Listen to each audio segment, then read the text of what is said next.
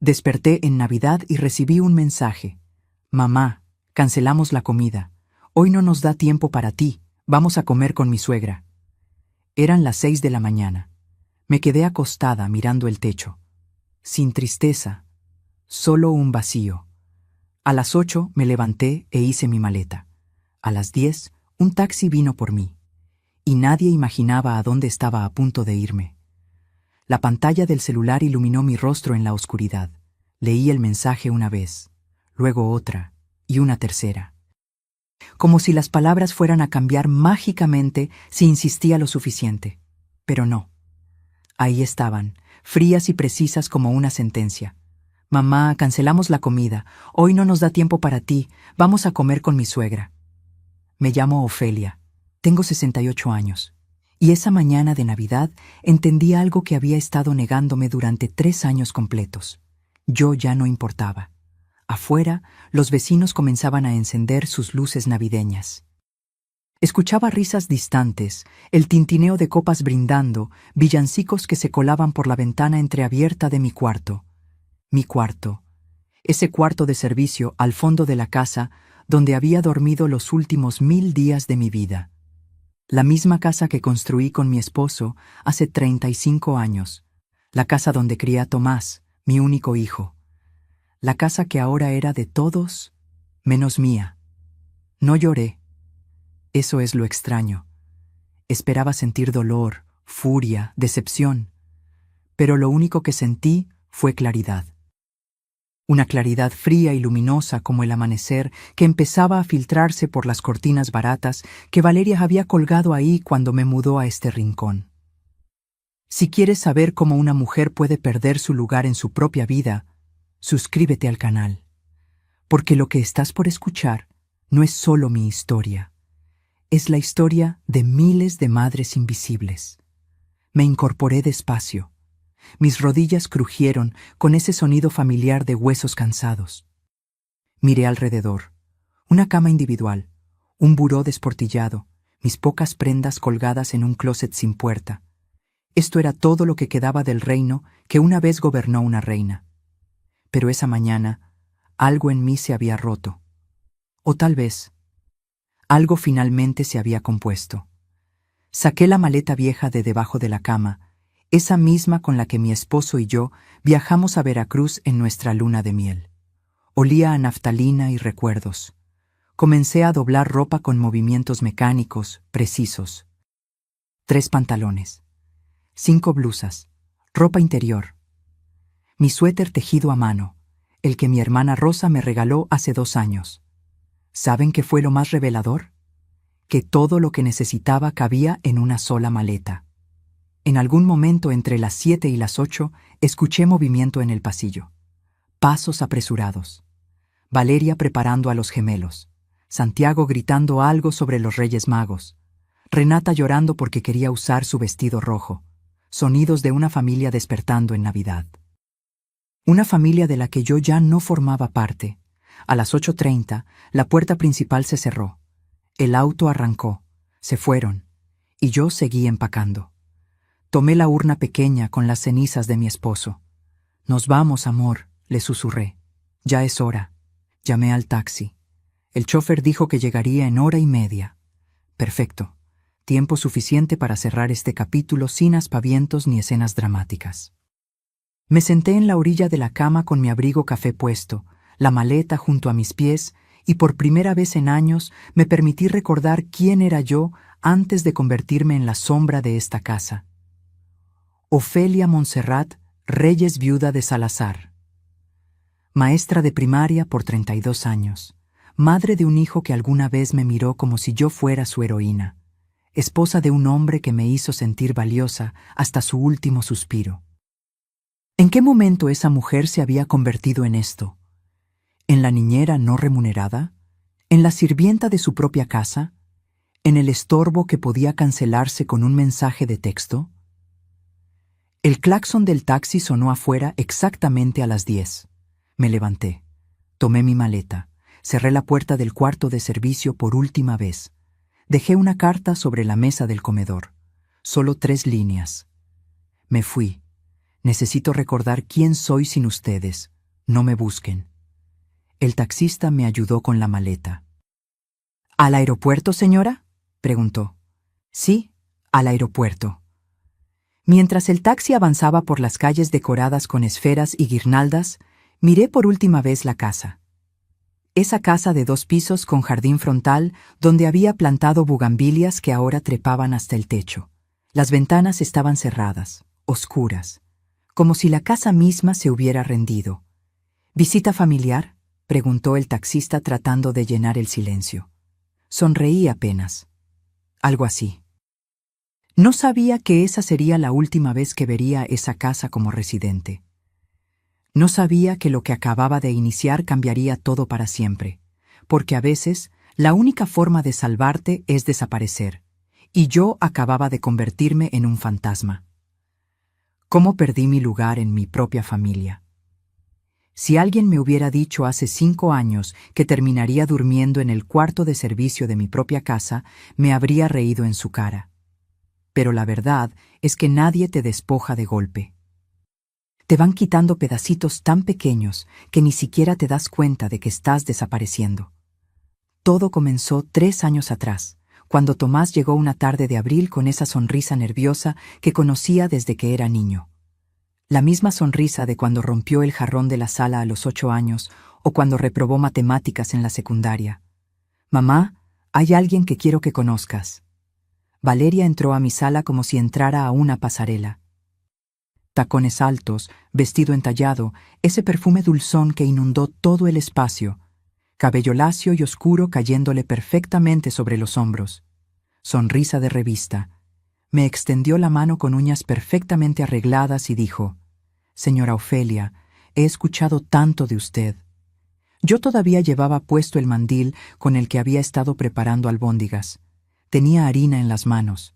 Me sentí pequeña frente a ella, aunque yo fuera quien estaba en su propia casa. Debí haber prestado atención a esa primera sensación. Para octubre de ese año, ya estaban casados. «Boda íntima», dijeron. «Mamá, es que Valeria quiere algo sencillo, sin tanto drama». Yo, que había soñado con organizar la boda de mi único hijo, terminé como una invitada más, sentada en la tercera fila de un jardín alquilado, viendo cómo una coordinadora que no conocía dirigía todo. Pero lo peor no fue eso. Lo peor fue lo que vino después. «Mamá, necesitamos quedarnos contigo unos meses», me dijo Tomás 2 semanas después de la boda. «Solo mientras encontramos algo. Ya sabes cómo está el mercado inmobiliario». ¿Cómo iba a decirle que no? Era mi hijo, mi único hijo, y esta casa tenía 4 recámaras. Espacio sobraba. «Claro, mijo, el tiempo que necesiten». Valeria sugirió que se quedaran con la recámara principal. «Es que tiene baño propio, Ofe, y bueno, somos pareja, necesitamos nuestro espacio». Me llamó Ofe. Como si fuéramos amigas de toda la vida. Como si mi nombre completo fuera demasiado formal para ella. Yo dormía en esa recámara desde que enviudé. Era donde había llorado la muerte de mi esposo. Donde guardaba su ropa todavía, porque no tenía fuerzas para regalarla. Donde su esencia aún vivía en cada rincón. «Por supuesto», escuché salir de mi boca. «Yo me paso a la recámara de visitas». La recámara de visitas se convirtió en mi refugio durante 6 meses. Hasta que Valeria sugirió convertirla en oficina. «Es que trabajo desde casa, Ofe. Necesito un espacio profesional. ¿No te molestaría usar la otra recámara?» La otra recámara era más pequeña. Daba al patio trasero donde los perros del vecino ladraban todas las mañanas. «No hay problema». Otros 6 meses después. «Ofe, vamos a usar esa recámara como cuarto de bebé. Estoy embarazada. ¿No es maravilloso?» Y así fue como terminé en el cuarto de servicio. «Solo hasta que nazca el bebé y nos mudemos», prometió Tomás. El bebé se convirtió en bebés. Gemelos, Santiago y Renata. Y los meses de espera se convirtieron en años. Viuda hace 5 años, refugiada en mi propia casa hace 3. Mi esposo, Rodrigo, había sido electricista. Buen hombre. De esos que arreglaban todo en casa y nunca levantaban la voz. Murió de un infarto mientras instalaba un ventilador en casa de un cliente. Rápido, sin despedidas. Me dejó esta casa completamente pagada, un seguro de vida modesto que invertí y una pensión de 12,000 pesos mensuales. No era rica, pero tampoco me faltaba nada. Hasta que Valeria llegó. Al principio fueron cambios pequeños.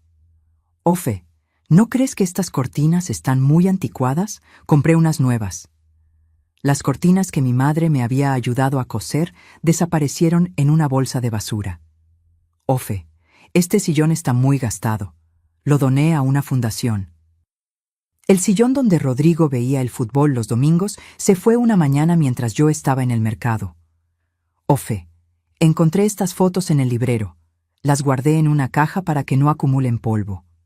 Las fotografías de mi boda, del bautizo de Tomás, de nuestros viajes familiares, sepultadas en una caja de cartón en el closet del pasillo. Cada cambio venía envuelto en una sonrisa, en una lógica aparentemente razonable. Y yo asentía porque no quería ser la suegra amargada, la vieja que se resiste al cambio, la que causa problemas. Pero entonces desapareció el piano, mi piano de Palisandro, la pieza que compré con mi primer sueldo como maestra titular, donde le enseñé a Tomás sus primeras notas, donde Rodrigo me cantaba boleros los aniversarios. Un sábado llegué del mercado y el espacio en la sala estaba vacío. ¿Dónde está mi piano?, pregunté, tratando de mantener la calma. Valeria ni siquiera levantó la vista de su teléfono. Lo vendí, ocupaba mucho espacio y nadie lo tocaba. Me dieron 8,000 pesos, te los deposité. 8,000 pesos por un instrumento que valía más de 150,000. No podías hacer eso sin consultarme, dije con la voz quebrándose. Ofe, por favor, esta casa necesitaba espacio. Además, ¿cuándo fue la última vez que lo usaste? Tomás entró en ese momento. Mamá, no hagas drama. Ya está hecho. ¿Drama? ¿Defender lo poco que me quedaba era drama? Pero no dije nada más, porque había aprendido que cada vez que protestaba, Valeria lloraba, Tomás la defendía, y yo terminaba siendo la villana. Así fue como aprendí a tragarme las palabras. Así fue como desaparecí de mi propia vida. ¿Y lo más doloroso? Que ni siquiera me di cuenta hasta que ya era demasiado tarde, hasta aquella mañana de Navidad, cuando un mensaje me mostró mi verdadero lugar en esta familia. Ninguno. Cuando mi casa dejó de ser mía, dicen que una casa tiene memoria, que las paredes absorben las risas, los llantos, las conversaciones de medianoche. Si eso es cierto, entonces mi casa debió haber llorado conmigo mientras veía cómo la despojaban de su alma. Después del piano vinieron las porcelanas. Mi madre me había heredado una colección completa de figurillas de Talavera poblana. Eran 20 piezas que ella misma coleccionó durante 40 años. Cada una con su historia, su origen, su significado. Estaban en una vitrina de madera en el comedor, protegidas detrás de un cristal que yo limpiaba cada domingo con cuidado casi reverencial. Una tarde regresé de mi cita médica mensual y la vitrina estaba vacía. ¿Las porcelanas?, pregunté con el estómago hecho un nudo. Valeria estaba alimentando a los gemelos en la cocina. Ni siquiera volteó. Ah, sí, hice una venta de garage el sábado pasado. Se vendió todo. Conseguí 2,500 pesos. Necesitábamos ese espacio para los juguetes de los niños. 2,500 pesos por el legado de mi madre. Valeria, esas piezas eran de mi mamá. No tenías derecho. Finalmente me miró, con esa expresión que había perfeccionado, sorpresa inocente mezclada con ligera molestia. Ofe, nadie me dijo que eran importantes. Parecían simples adornos acumulando polvo. Además, los niños necesitan espacio para crecer. No podemos vivir en un museo. Tomás entró con Santiago en brazos. ¿Qué pasa ahora? Tu esposa vendió las porcelanas de tu abuela. Se encogió de hombros. Mamá, eran cosas viejas. No puedes aferrarte al pasado toda la vida. Cosas viejas. El legado de su abuela reducido a cosas viejas. Esa noche, en mi cuarto de servicio, hice una lista mental de todo lo que había desaparecido en 2 años. El piano de Palisandro, 8,000 pesos de un valor real de $150,000. Las porcelanas de mi madre, 2,500 pesos de un valor incalculable. El juego de té de plata que me regaló Rodrigo en nuestro aniversario número 25, regalado a la prima de Valeria. La mecedora de mimbre donde amamanté a Tomás, vendida en línea por 800 pesos. Las cortinas bordadas, a la basura. El librero de caoba de mi padre, donado a una escuela. Mis discos de vinilo de Los Panchos, Javier Solís, Chabela Vargas, desaparecidos sin explicación. Pero lo que más me dolió fue el reloj de oro de Rodrigo. Una pieza suiza que le regaló su padre cuando se graduó de la preparatoria. Mi esposo lo usó cada día de su vida hasta que murió. Yo lo guardaba en una pequeña caja de terciopelo dentro del cajón de mi buró, junto con su anillo de matrimonio. Una mañana busqué la caja y no estaba. Revisé cada cajón, debajo de la cama, entre la ropa. Nada. ¿Alguien ha visto una caja pequeña de terciopelo?, pregunté en la cena. Valeria mordió un pedazo de pollo antes de responder. ¿La caja azul oscuro? Sí, la llevé a reparación. El reloj estaba descompuesto. No estaba descompuesto, y no te di permiso para tocarlo. Ofe, relájate. Solo quería ayudar. Tomás me dijo que era el reloj de su papá y pensé que sería lindo restaurarlo. ¿Dónde está? En la relojería del centro. Puedes recogerlo cuando quieras. Fui al día siguiente. El relojero me miró confundido. ¿Caja de terciopelo? Aquí no ha llegado ningún reloj así, señora. Llamé a Valeria. No está en la relojería. Silencio del otro lado. Luego, qué raro. Tal vez lo dejé en otra. Voy a revisar mis notas y te aviso. Nunca me avisó. El reloj nunca apareció. Y cuando volví a preguntar semanas después, me dijo que probablemente lo había perdido la tintorería o algo así, que ella no recordaba bien. Ese reloj valía al menos 45,000 pesos, pero su valor sentimental no tenía precio. Y yo sabía, lo sabía en el fondo de mi alma, que Valeria lo había vendido. La casa también cambió físicamente.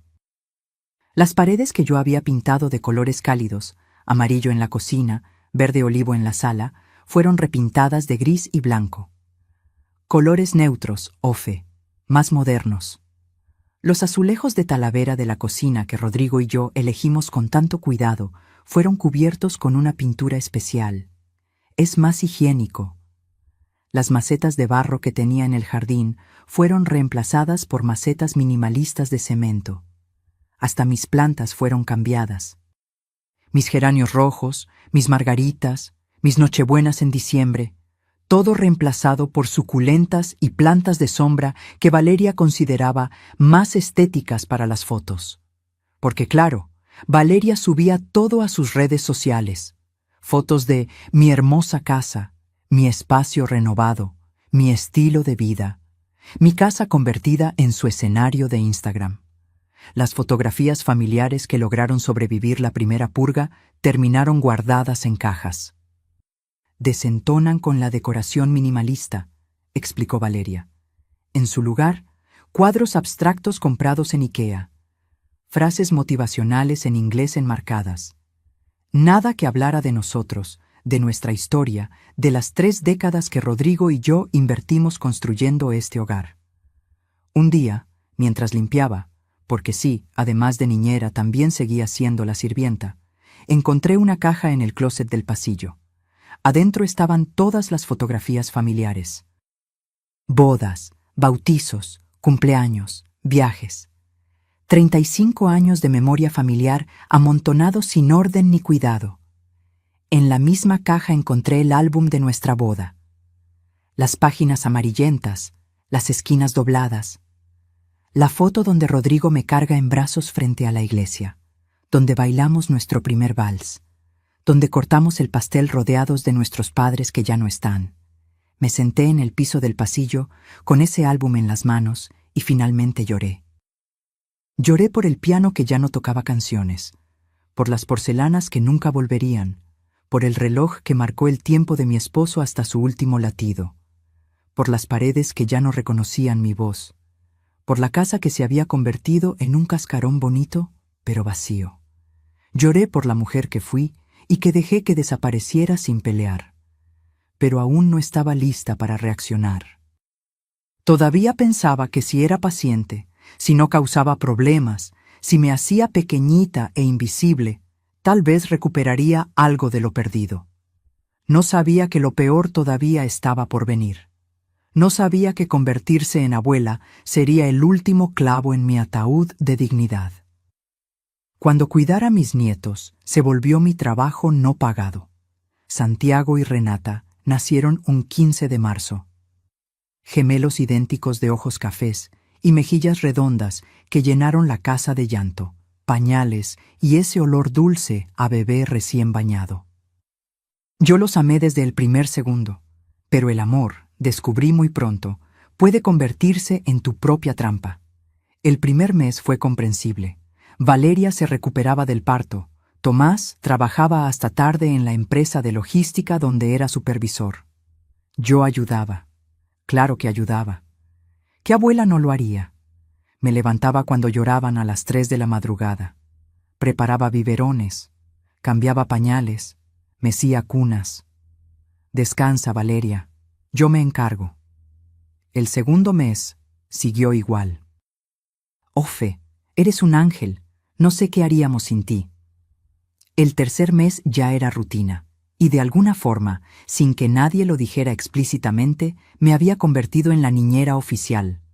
Para cuando los gemelos cumplieron 6 meses, mi vida tenía este horario: 5:45 a.m. Despertador. Preparo café y mi único momento de silencio del día. 6:30 a.m. Los gemelos despiertan. Cambio pañales, preparo biberones. 7:0 a.m. Valeria sale de la recámara principal, perfectamente arreglada, a trabajar en su oficina. Tomás ya se fue desde las 6:00. 8:0 a.m. Desayuno para los niños. Papillas, baberos manchados, piso que limpiar. 9:0 a.m. Intento bañarlos. Uno llora mientras baño al otro. 10:0 a.m. Los saco al jardín para que les dé el sol. Valeria está en videoconferencia, necesita silencio. 12:00 p.m. Comida, más papillas, más desastre.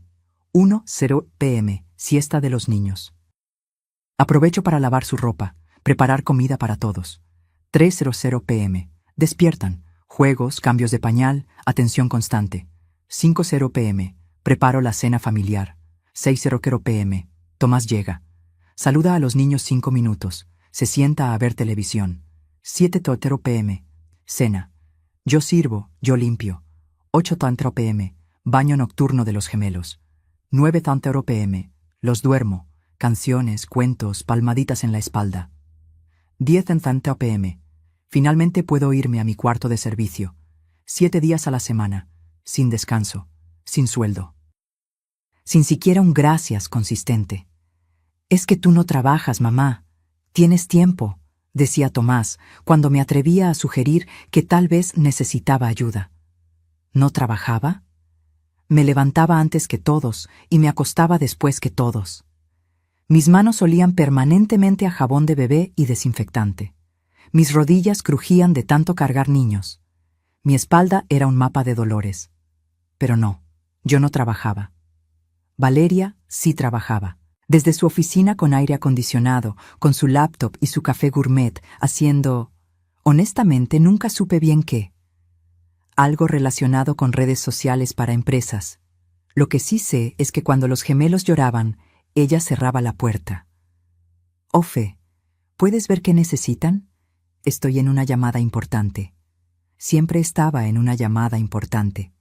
Los fines de semana eran peores. Tomás y Valeria salían.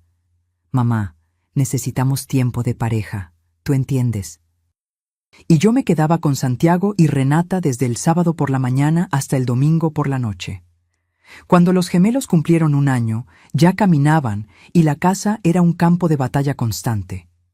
Uno se subía al sillón mientras yo corría a evitar que el otro se metiera dedos al enchufe. Comían 3 veces al día y cada comida significaba limpiar paredes, piso, sus caras, sus manos, su ropa.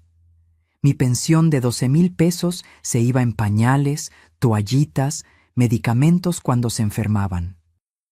Porque sí, cuando necesitaban tempra a las 2 de la mañana, era yo quien bajaba a la farmacia de guardia.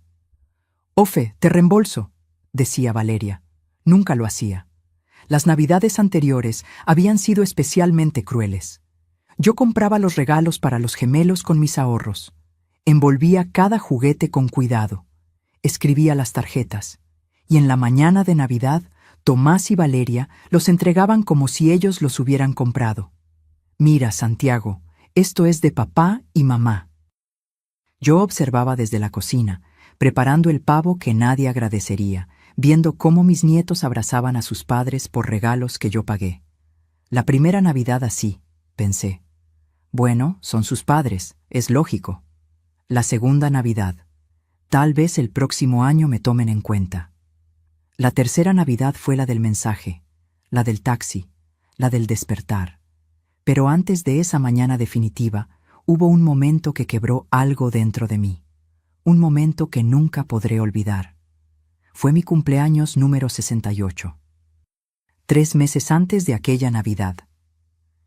Valeria organizó una reunión familiar en mi casa. Invitó a su madre, su hermana, 2 primas. También invitó a mi hermana Rosa, que viajó desde Oaxaca pensando que sería una celebración para mí. La sala estaba decorada con globos rosas y dorados. Había una mesa con botanas, vino, cerveza. Todo se veía hermoso, hasta que me di cuenta de que yo no era la homenajeada. «Bienvenidos a mi casa», dijo Valeria recibiendo a los invitados como anfitriona. Mi casa. Su madre, una señora de cabello teñido de rubio y demasiadas joyas, se sentó en el sillón principal. «Qué hermoso hogar tienes, hija». Yo estaba en la cocina calentando las empanadillas que había preparado desde las 5 de la mañana. Nadie me presentó formalmente. Nadie brindó por mí. Nadie mencionó que era mi cumpleaños. Rosa me encontró lavando platos. «Ofelia, ¿qué haces? Es tu día». «Alguien tiene que servir», respondí sin mirarla. «Esto está mal, muy mal». Pero yo solo negué con la cabeza. Ya había aprendido a no causar escenas. En algún momento de la tarde, mientras llevaba más bebidas a la sala, escuché la voz de Valeria hablando con su prima en el pasillo. No me vieron. O tal vez no les importó. «¿Y la señora?», preguntó la prima. «¿Ofelia? Pobre, ya no sirve para mucho, pero ayuda con los niños. Tomás siente lástima, por eso la dejamos quedarse». Me dejaban quedarme, en mi propia casa, como un favor, como un acto de caridad. Ayuda con los niños. Ya no sirve para mucho. Cada palabra fue un golpe en el pecho. Me quedé paralizada en el pasillo, con una bandeja de vasos en las manos temblorosas, procesando lo que acababa de escuchar. Rosa me encontró así, congelada, con lágrimas rodando silenciosamente por mis mejillas.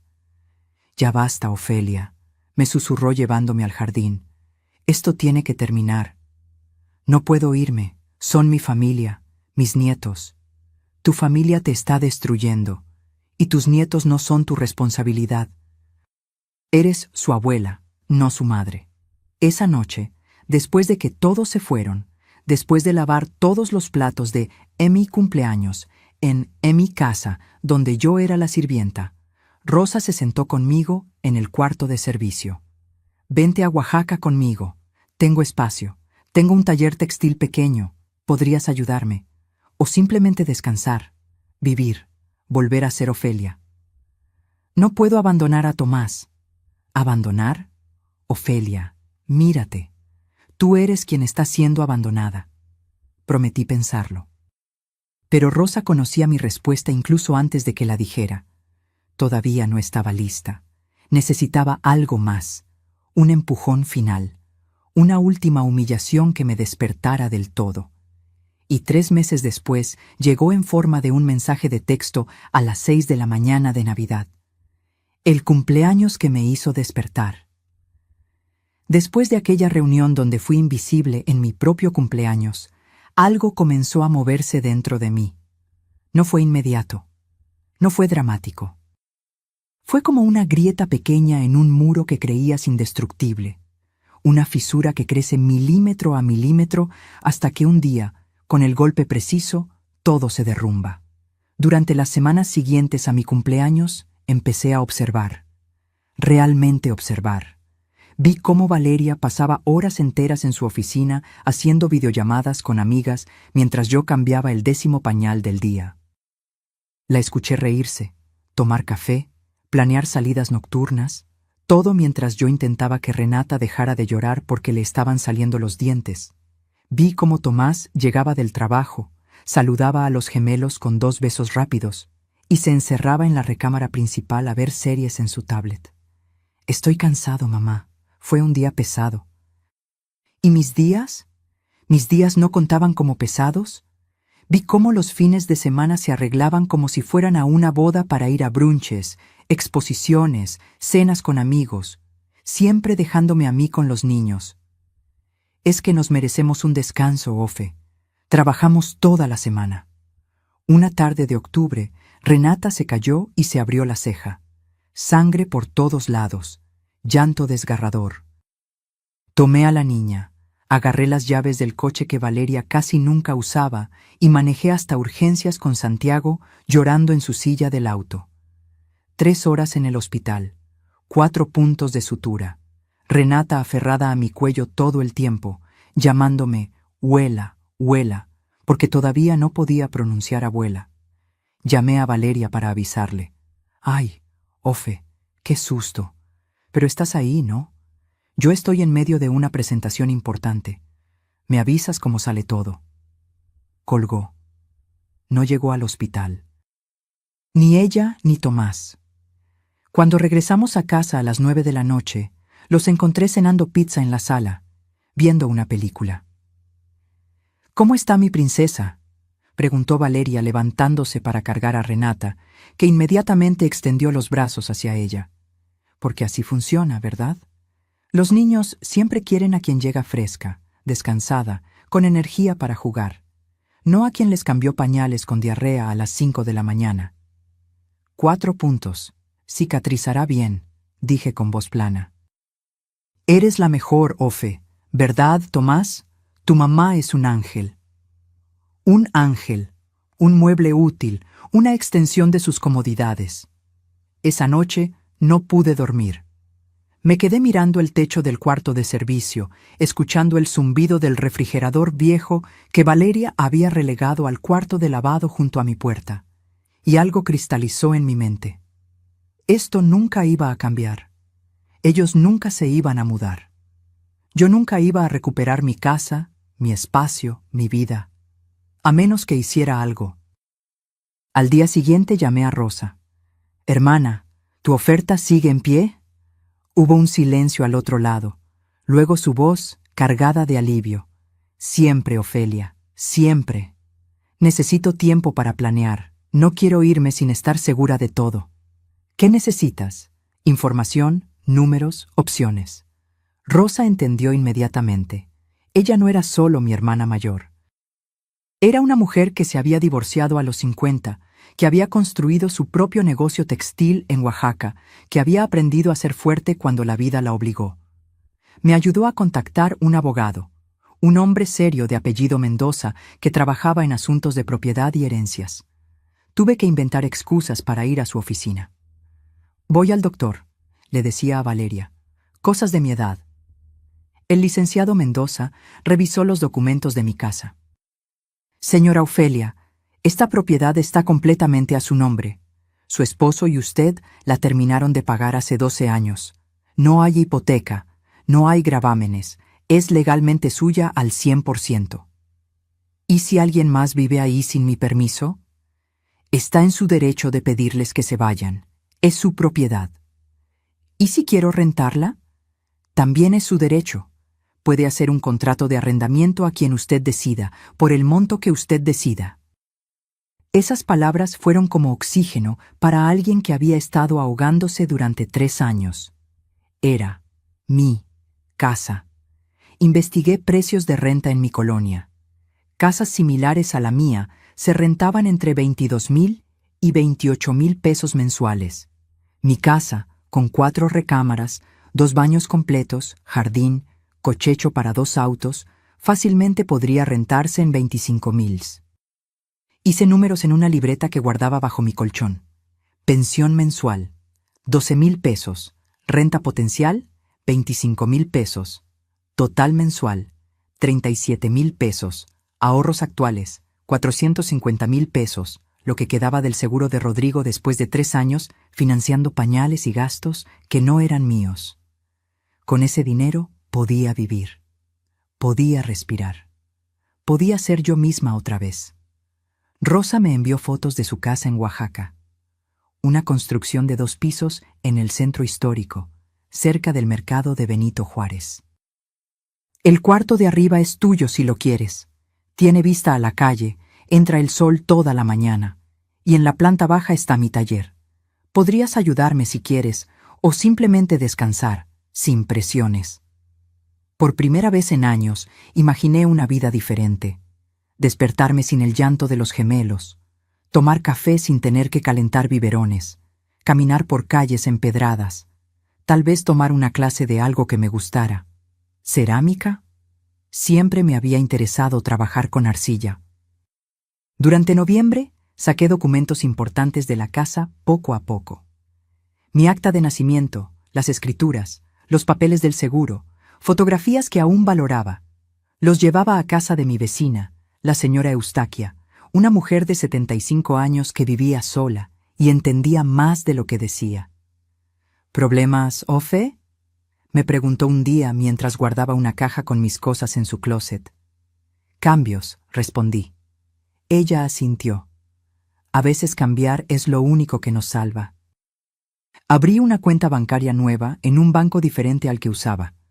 Transferí mis ahorros poco a poco para que Tomás no notara movimientos extraños. Él tenía acceso a mi cuenta vieja por si necesitas algo, mamá. En realidad, era para que Valeria pudiera revisar cuánto dinero me quedaba. Compré un boleto de avión a Oaxaca para el 25 de diciembre. Salida a las 2:30 p.m.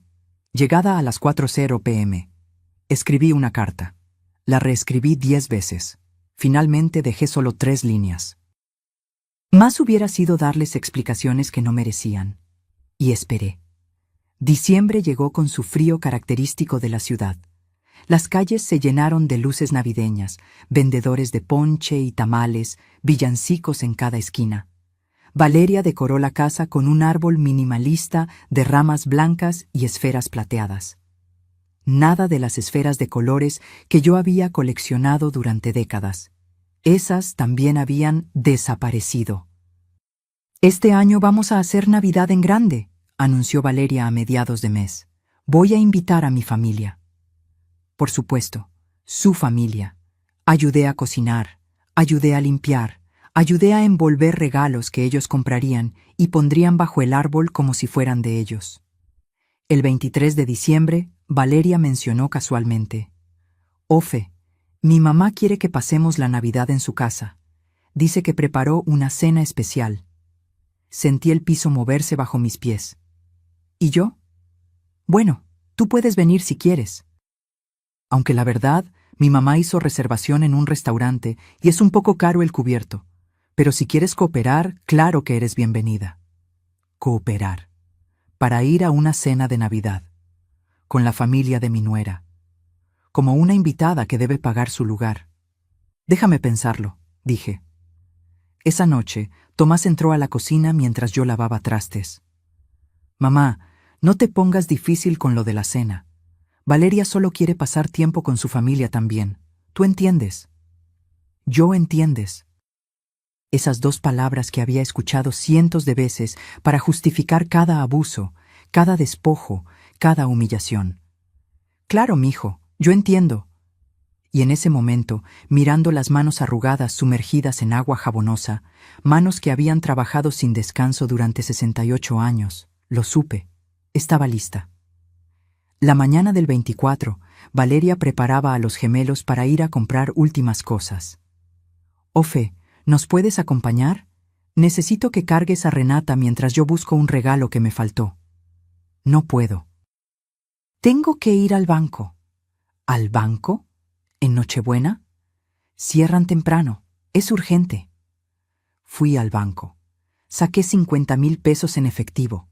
El resto quedaría seguro en mi cuenta nueva. Esa noche, mientras ellos cenaban pavo y rompope en casa de la suegra, yo terminé de empacar mi maleta en el cuarto de servicio. Me acosté temprano. Puse mi alarma para las 5:45 a.m. Y a las 6:00 de la mañana del 25 de diciembre, mi teléfono iluminó la oscuridad con un mensaje que ya no me sorprendió. Mamá, cancelamos la comida. Hoy no nos da tiempo para ti. Vamos a comer con mi suegra. Leí el mensaje 3 veces. Sonreí y comencé el último capítulo de mi vida como prisionera. Lo que nadie vio venir. Durante 3 meses completos, desde aquel cumpleaños humillante hasta la mañana de Navidad, fui 2 personas al mismo tiempo. Por fuera, la abuela sumisa, la sirvienta silenciosa, la anciana invisible que cambiaba pañales y lavaba trastes sin quejarse. Por dentro, una mujer que planeaba su escape con la precisión de un estratega militar. Cada documento que rescaté fue una pequeña victoria. Las escrituras de la casa las saqué un martes por la tarde mientras Valeria estaba en el salón de belleza. Estaban guardadas en un archivero en la oficina que antes era mi cuarto de visitas. Abrí el cajón con manos temblorosas. Encontré el folder café con el escudo notarial y lo metí en mi bolsa de mandado entre paquetes de lentejas y latas de frijoles. Nadie revisa la bolsa del mandado de una anciana. El acta de nacimiento, mi cartilla de vacunación, los papeles del seguro de vida de Rodrigo, las fotografías que más amaba, mi libreta de direcciones con números de familiares que no veía hace años. Todo salió poco a poco, pieza por pieza, como si estuviera desmantelando mi propia vida antes de que ellos terminaran de hacerlo. La señora Eustaquia, mi vecina, nunca me hizo preguntas directas.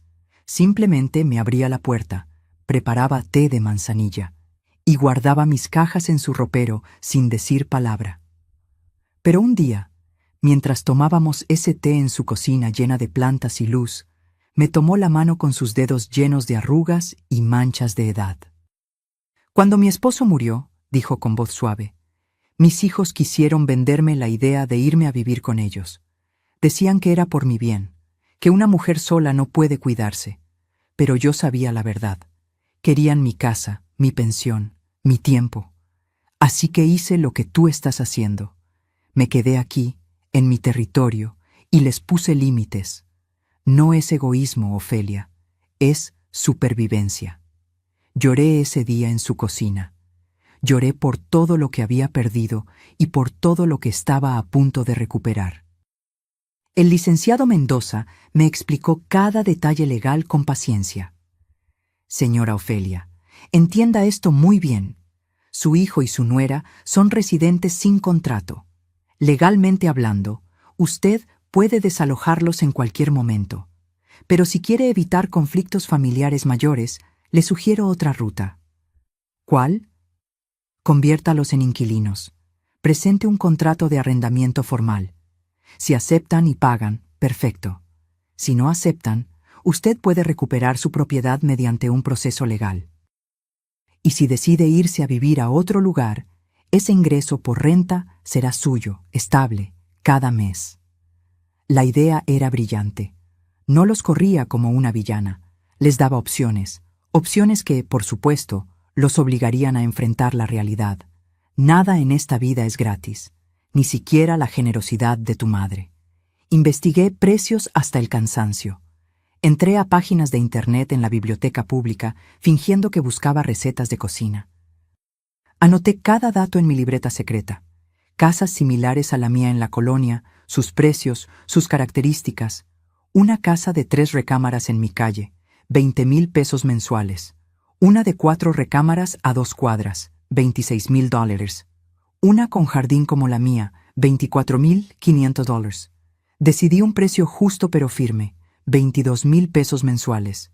No era el más alto del mercado, pero tampoco era regalado. Era lo que cualquier inquilino pagaría por una propiedad así. Y si mi propio hijo no quería pagar, entonces alguien más lo haría.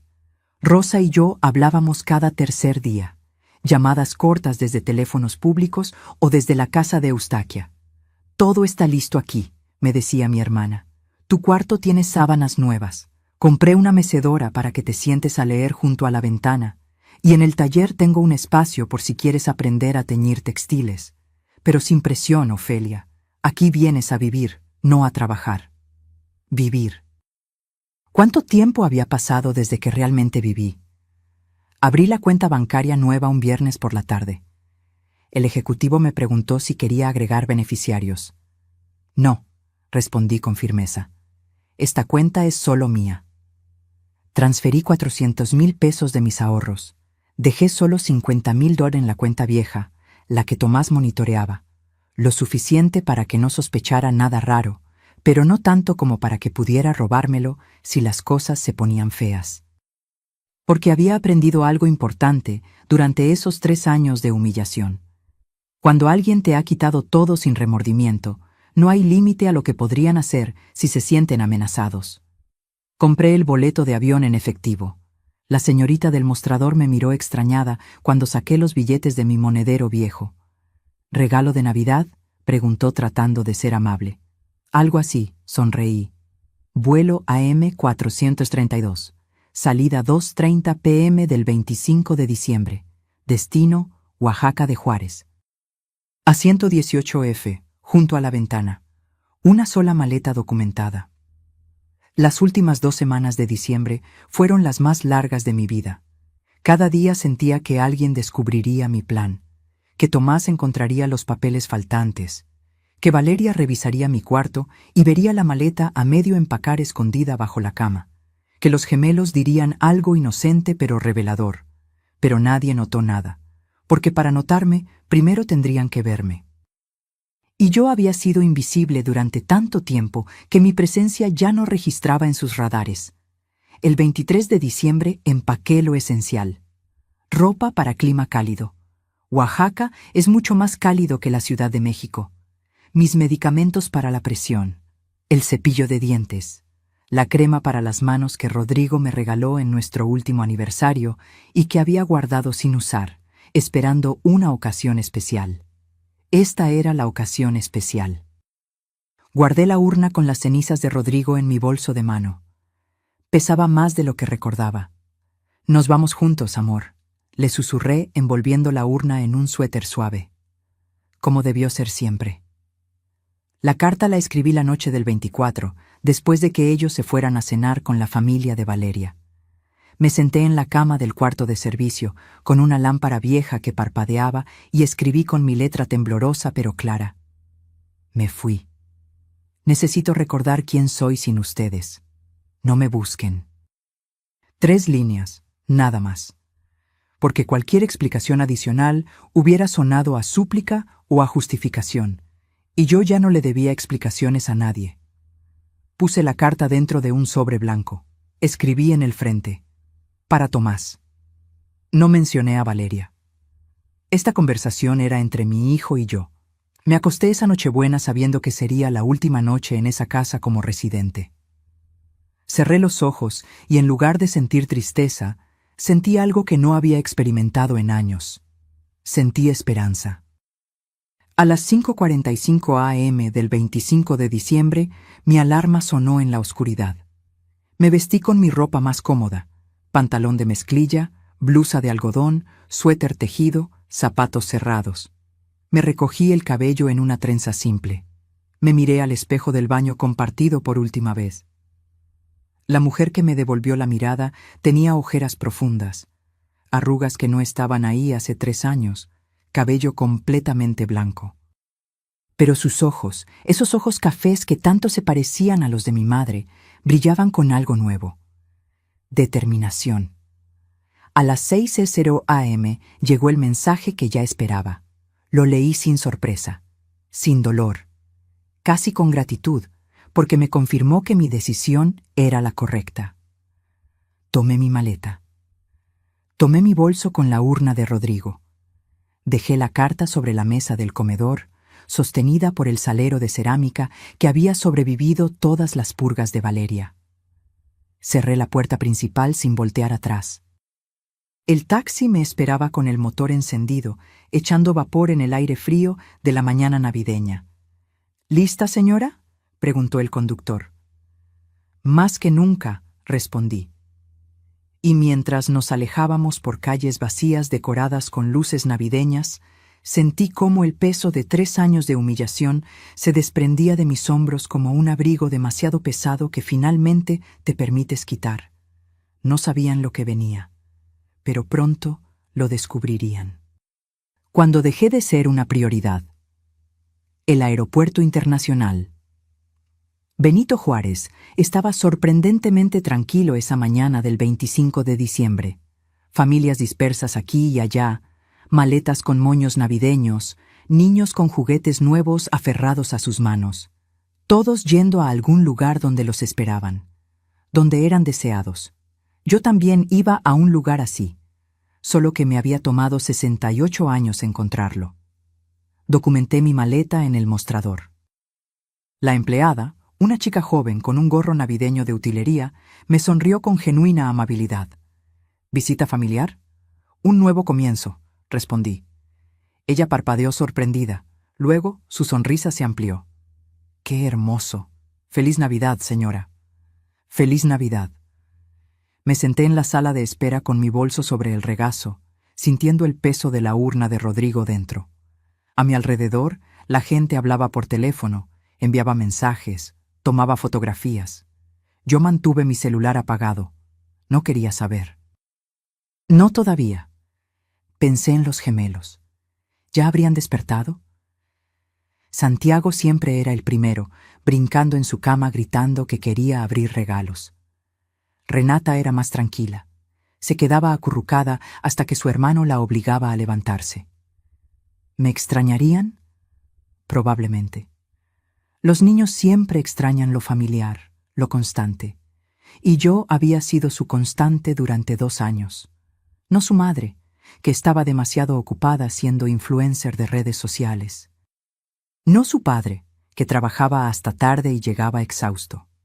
Yo, la abuela que les cantaba, que les preparaba avena con miel, que les contaba cuentos inventados sobre ratones valientes y lunas que bajaban a jugar. Sentí un nudo en la garganta. Esta era la parte más difícil, dejarlos a ellos, que eran inocentes en todo esto. Pero entonces recordé las palabras de Rosa. No puedes prenderte fuego para mantener a otros calientes. Los gemelos tenían padres. 2 padres jóvenes, sanos, capaces. Era hora de que aprendieran a hacerlo. El vuelo se anunció. Me levanté con mi bolso, mostrando mi pase de abordar con manos que ya no temblaban. Entré al avión. Encontré mi asiento junto a la ventana.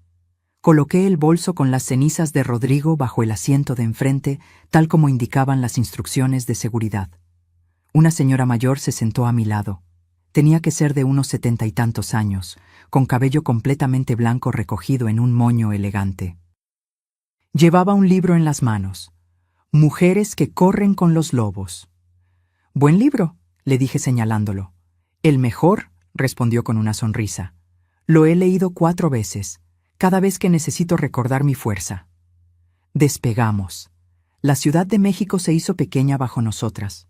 Un mosaico de edificios y avenidas que pronto desaparecieron entre las nubes. Me recliné en mi asiento y cerré los ojos, permitiéndome finalmente procesar lo que acababa de hacer. Había dejado a mi hijo. Había abandonado mi casa. Había huido en Navidad. Y lo más sorprendente de todo, no me sentía culpable. Me sentía libre. El vuelo duró poco menos de 1 hora. Tiempo suficiente para que mi mente repasara cada momento de los últimos 3 años. Cada humillación. Cada vez que tragué palabras que debí gritar. Cada vez que me hice pequeña para que ellos pudieran ser grandes. Pero también recordé los momentos buenos, los pocos que hubo. La primera vez que Santiago me dijo, «Te amo, abuela». Cuando Renata se durmió en mis brazos después de una pesadilla. Las mañanas tempranas cuando los 2 corrían a mi cuarto de servicio y se metían bajo mis cobijas, llenando ese espacio frío con su calor y sus risas. No era una mala persona por irme. Era una persona que finalmente había aprendido que amarse a uno mismo no es egoísmo, es supervivencia. El avión aterrizó en Oaxaca a las 4:00 p.m. exactas. El cielo era de un azul brillante, el sol cálido incluso en diciembre. Tan diferente al frío gris de la Ciudad de México. Rosa me esperaba en la zona de llegadas. La vi antes de que ella me viera a mí. Estaba más delgada de lo que recordaba, con el cabello corto y teñido de un castaño rojizo. Vestía un huipil bordado y pantalones de mezclilla.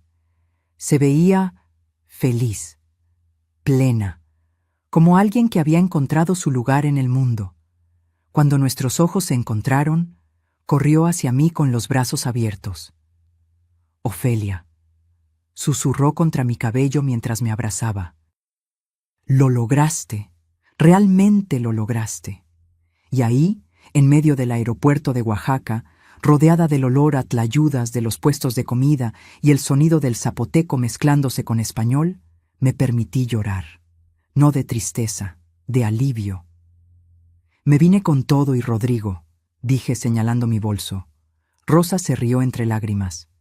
Él también merece un nuevo comienzo. El taxi nos llevó por calles coloniales de colores vibrantes, casas amarillas, rosas, verdes, azules, iglesias antiguas con fachadas barrocas. Gente caminando sin prisa, saludándose, deteniéndose a conversar en las esquinas. Todo era más lento aquí, más humano. La casa de Rosa estaba en una calle empedrada cerca del centro. Una construcción de 2 pisos con balcones de hierro forjado y macetas llenas de geranios rojos. Me llevó directo al segundo piso. Este es tu cuarto. Era pequeño pero luminoso. Una cama individual con colcha tejida a mano en tonos naranjas y azules. Una mecedora de madera junto a la ventana que daba a la calle. Un buró con una lámpara, un ropero antiguo pero sólido, y en la pared un cuadro de la Virgen de Guadalupe. Es perfecto, susurré. Descansa hoy. Mañana te muestro el resto, el taller, el mercado, todo. Pero antes de que Rosa saliera, tomé su mano. Gracias, por no juzgarme, por no decirme que debería volver. Ofelia, he vivido suficiente para saber que hay momentos en que la única forma de salvarte es alejarte. Hiciste lo correcto. Esa noche, mientras la ciudad de Oaxaca celebraba Navidad con música de banda filtrándose por mi ventana, me senté en la mecedora con la urna de Rodrigo en mi regazo. Lo hicimos, amor, le dije. Nos salvamos. Encendí mi teléfono por primera vez desde la mañana. 37 llamadas perdidas de Tomás. 22 mensajes. 4 de Valeria. Los leí todos sin abrir ninguno. Podía ver las vistas previas. Mamá, ¿dónde estás? ¿Pasó algo? Estamos preocupados. Ya no es gracioso, contesta. ¿Por qué te fuiste? Necesitamos hablar. Ninguno decía, lo siento.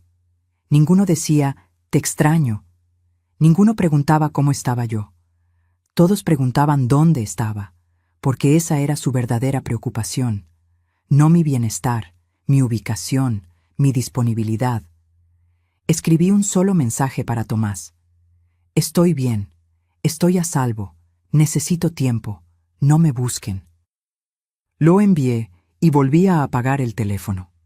Me acosté en esa cama nueva, en esa habitación que olía a limpio y a madera vieja, en esa ciudad que no conocía pero que ya se sentía más como hogar que el cuarto de servicio donde había dormido 3 años. Y por primera vez en una eternidad, dormí toda la noche sin despertarme sobresaltada por el llanto de un bebé. Dormí como se duerme cuando finalmente dejas de cargar el mundo sobre tus hombros. Dormí como una mujer libre.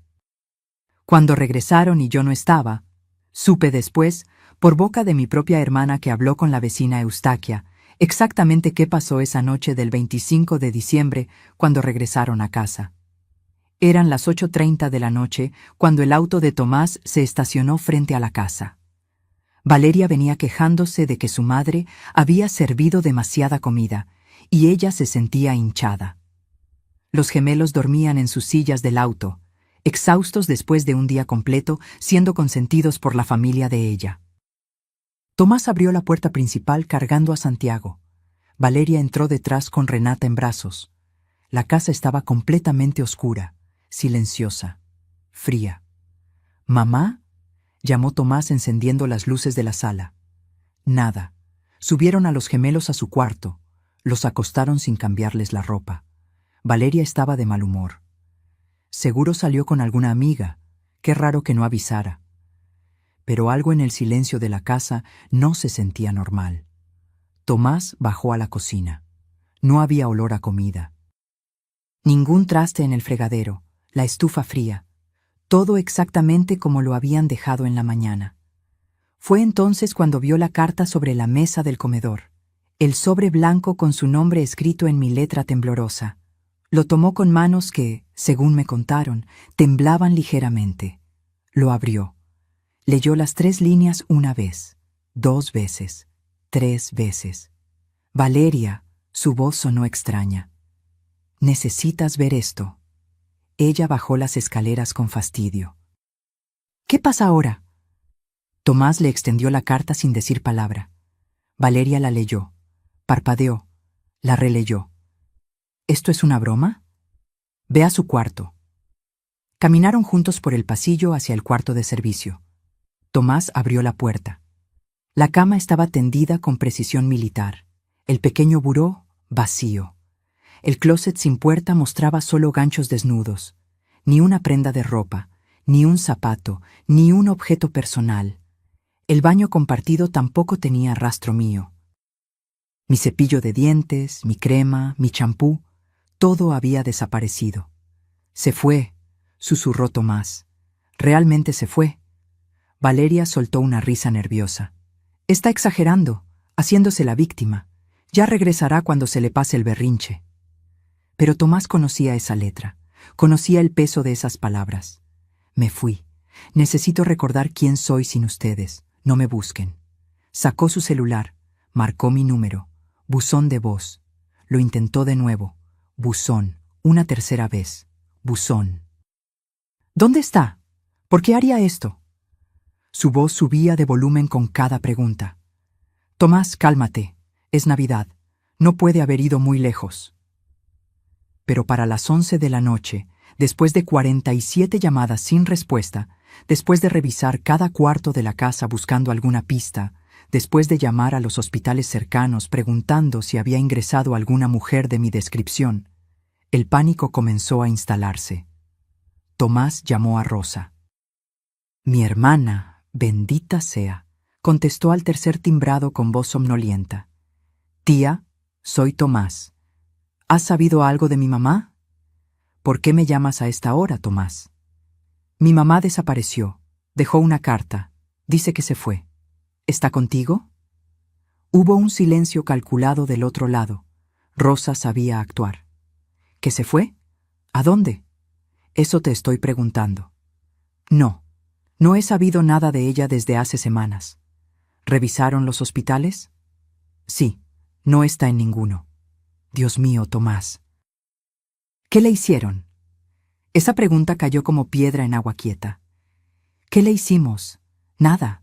Solo le dijimos que hoy comeríamos con la familia de Valeria». «¿En Navidad?». «Sí. La dejaron sola en Navidad. Ella podía venir si quería». Rosa dejó escapar un suspiro que sonó a decepción profunda. «Búsquenla, Tomás, y cuando la encuentren, más les vale pedirle perdón de rodillas». Colgó. Tomás se dejó caer en el sillón de la sala, ese sillón gris minimalista que Valeria había comprado para reemplazar el que mi esposo amaba. Tenía la cabeza entre las manos. «Esto es tu culpa», le dijo a Valeria. «¿Mi culpa? ¿Por qué es mi culpa?». «Porque la has tratado como sirvienta desde que llegamos aquí». «Yo no la obligué a hacer nada. Ella ofrecía ayuda todo el tiempo». «Porque no tenía opción, porque tomamos su casa, su espacio, su vida». «Esta es tu madre, Tomás, no mía. Si alguien debió ponerle atención, eras tú. Pelearon hasta las 3 de la mañana, Valeria llorando, diciendo que era injusto que la culparan. Tomás sintiéndose miserable, pero sin saber exactamente qué había hecho mal. Ambos ignorando la verdad más obvia, que durante 3 años completos me habían convertido en un fantasma en mi propia casa. El 26 de diciembre, Tomás fue a la policía. Quiero reportar a una persona desaparecida. El oficial, un hombre de mediana edad con bigote espeso, tomó nota. ¿Cuánto tiempo tiene desaparecida? Desde ayer. ¿Ayer? Señor, tiene que pasar al menos 72 horas para... Es mi madre. Tiene 68 años. Dejó una nota. No contesta el teléfono. El oficial revisó la carta. Dice claramente que se fue por decisión propia. No es desaparición, señor. Es una persona adulta ejerciendo su derecho a irse. ¿Entonces no pueden ayudarme? Si después de unos días no aparece y hay razón para creer que está en peligro, regrese. Pero por ahora, esto parece un asunto familiar. Tomás salió de la delegación sintiéndose impotente. Llamó a la tía Eustaquia, quien fingió sorpresa perfectamente. ¿Ofelia se fue? Ay, no puedo creerlo, aunque últimamente la veía muy callada, muy triste. ¿Triste? ¿Por qué estaría triste? Eustaquia lo miró con algo parecido a la lástima. Hijo, cuando una mujer pierde su lugar en su propia casa, ¿cómo crees que se siente? El 27 de diciembre por la tarde, finalmente encendí mi teléfono. Rosa estaba a mi lado en su sala, tomando té de hierbabuena. ¿Lista? Asentí. Escribí el mensaje que había ensayado mentalmente. Estoy bien, estoy a salvo, necesito tiempo, no me busquen. Lo envié a Tomás y volví a apagar el teléfono antes de ver su respuesta. Pero Rosa no había apagado el suyo. A los 3 minutos sonó. ¿Tía? ¿Hablaste con ella? Acaba de escribirme también. ¿Dónde está? No lo sé, Tomás. Solo dice que está bien. Necesito hablar con ella. Los gemelos la extrañan. Renata llora por las noches pidiendo a su abuela. Rosa me miró. Negué con la cabeza. Ella entendió. Tomás, dale tiempo. Creo que tu madre necesita espacio para pensar. ¿Pensar en qué? ¿Qué hicimos tan terrible? Rosa suspiró. Esa es exactamente la pregunta que deberías estar haciéndote.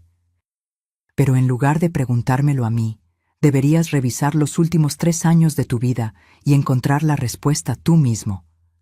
Colgó. Me tomó la mano. Estás temblando.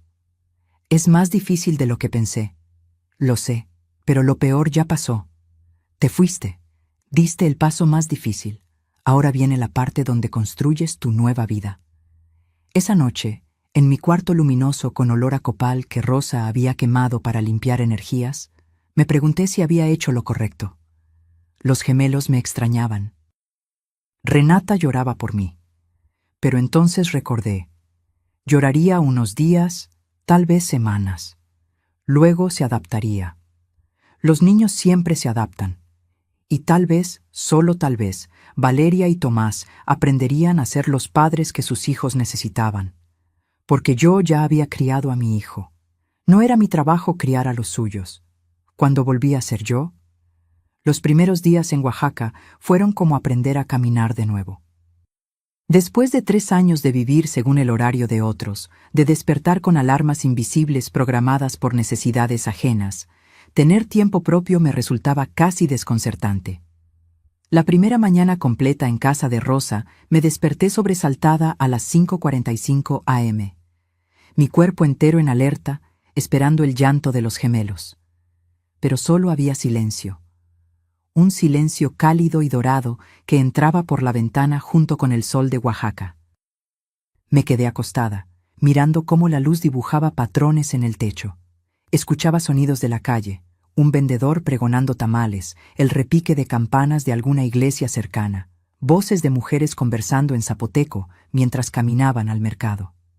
Por primera vez en años nadie me necesitaba, y en lugar de sentirme inútil, me sentí ligera. Rosa tocó mi puerta cerca de las 9. Ofelia, hice café de olla. ¿Quieres desayunar? Bajé con mi bata puesta, sin prisa, sin pánico. La cocina de Rosa era pequeña pero acogedora, con azulejos de talavera y macetas de albahaca en la ventana. Olía a canela y piloncillo. «¿Dormiste bien?», afirmó Rosa, no como pregunta. Como no dormía hace años. Desayunamos pan dulce del mercado y ese café espeso y dulce que sabe a infancia.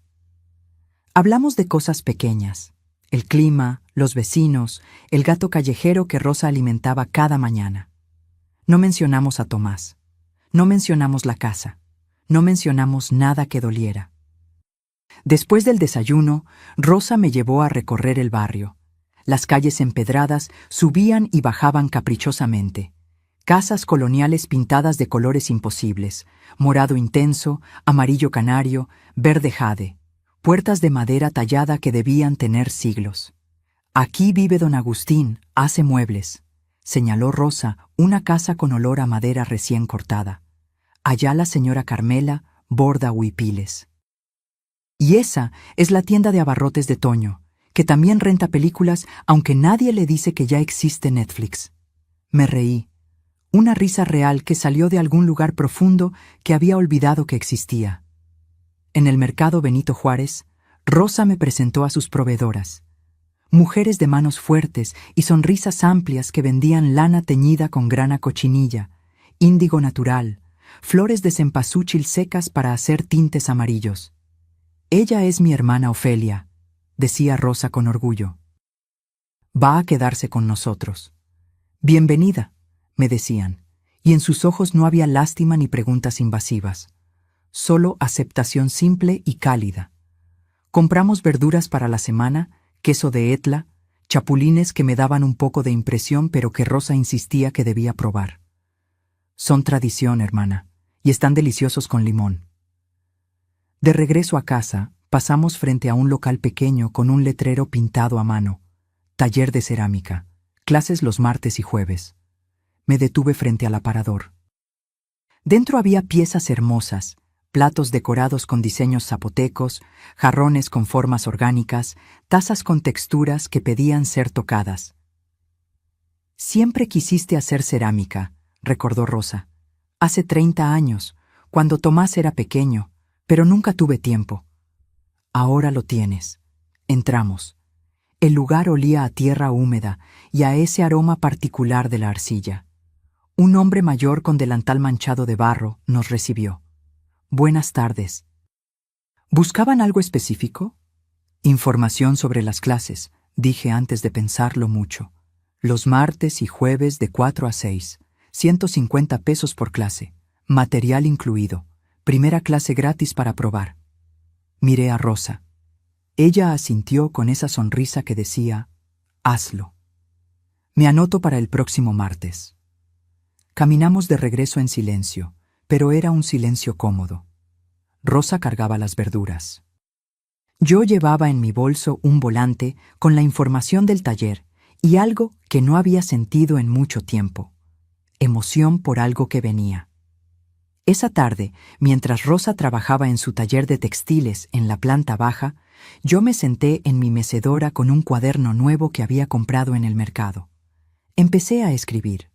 No sabía exactamente qué, solo dejé que las palabras fluyeran.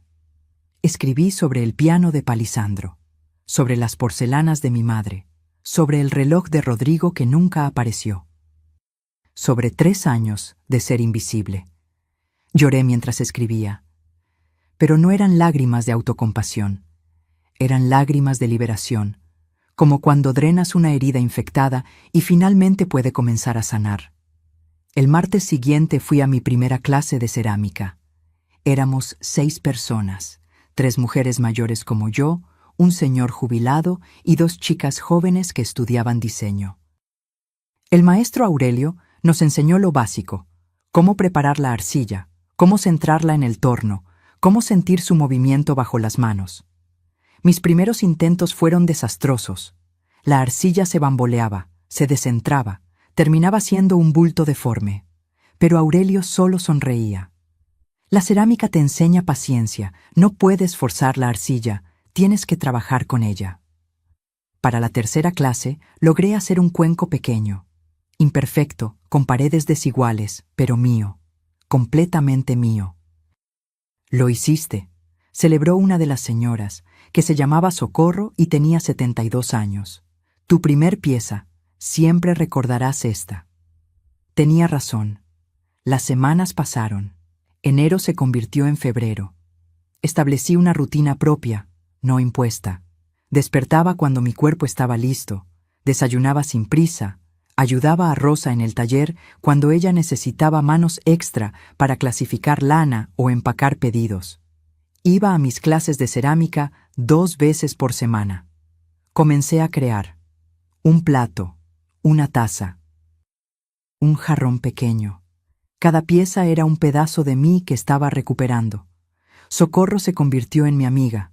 Ella también era viuda. También había pasado por hijos complicados. Mis hijas querían que vendiera mi casa y me fuera a vivir con ellas. Me contó un día mientras trabajábamos juntas en nuestras piezas. Les dije que primero muerta. Ahora vivo sola. Las veo cuando quiero y soy feliz. Ellas se enojaron al principio, pero se les pasó. ¿No te sientes culpable? ¿Culpable de qué? ¿De cuidarme? ¿De elegirme? Ofelia, pasé 50 años cuidando a otros. Me gané el derecho de cuidarme a mí misma. Sus palabras eran como bálsamo en heridas que apenas comenzaban a cerrar. En marzo, el maestro Aurelio organizó una pequeña exposición en una galería del centro. Todos van a mostrar su mejor pieza. Es solo para familiares y amigos, nada formal. Pero es importante celebrar nuestro trabajo. Elegí un juego de 3 cuencos que había hecho, cada uno ligeramente más pequeño que el anterior, decorados con líneas simples pero elegantes en color azul cobalto. Los llamé Renacimiento. Rosa invitó a sus amigas del mercado. Socorro llevó a su sobrina. El señor jubilado trajo a su nuevo novio. Las chicas de diseño invitaron a medio salón de su universidad. La galería era pequeña, con paredes blancas y piso de barro. Mis 3 cuencos estaban en una repisa iluminada con un letrero. Ofelia Reyes, Renacimiento. Una mujer se detuvo frente a ellos, observándolos con atención. Son hermosos. Tienen algo, hay esperanza en estas piezas. Gracias, logré decir con la voz quebrada. Vendí los 3 cuencos esa noche por 800 pesos. No era mucho dinero, pero cuando esa mujer me pagó en efectivo y me agradeció por crear algo tan especial, sentí algo que no había sentido en años. Sentí que valía. Esa noche, de regreso en casa, Rosa abrió una botella de mezcal artesanal. Por ti, hermana. Por tu renacimiento. Brindamos bajo las estrellas en su pequeña terraza, y mientras el mezcal calentaba mi garganta y la ciudad antigua respiraba a nuestro alrededor, supe con certeza absoluta que había tomado la decisión correcta. No había huido de mi vida, había corrido hacia ella. Lo que pasa cuando la que sostiene todo se va. Mientras yo florecía en Oaxaca, en la Ciudad de México, todo se estaba desmoronando. Me enteré de los detalles más tarde, por conversaciones que Rosa tuvo con Tomás, por lo que la vecina Eustaquia observaba desde su ventana, por los mensajes desesperados que mi hijo dejaba en el buzón de voz de un teléfono que yo encendía solo una vez por semana. La primera semana sin mí fue caos puro. Tomás intentó contratar una niñera. Publicó anuncios en grupos de Facebook, preguntó en su trabajo, llamó a agencias. La primera candidata llegó un lunes por la mañana. Era una muchacha joven de unos 25 años con referencias impecables. Duró exactamente 3 días. Los niños son muy demandantes, le dijo a Tomás cuando renunció. Y su esposa, ella está todo el día en casa pero espera que yo haga todo. Eso no fue lo que acordamos.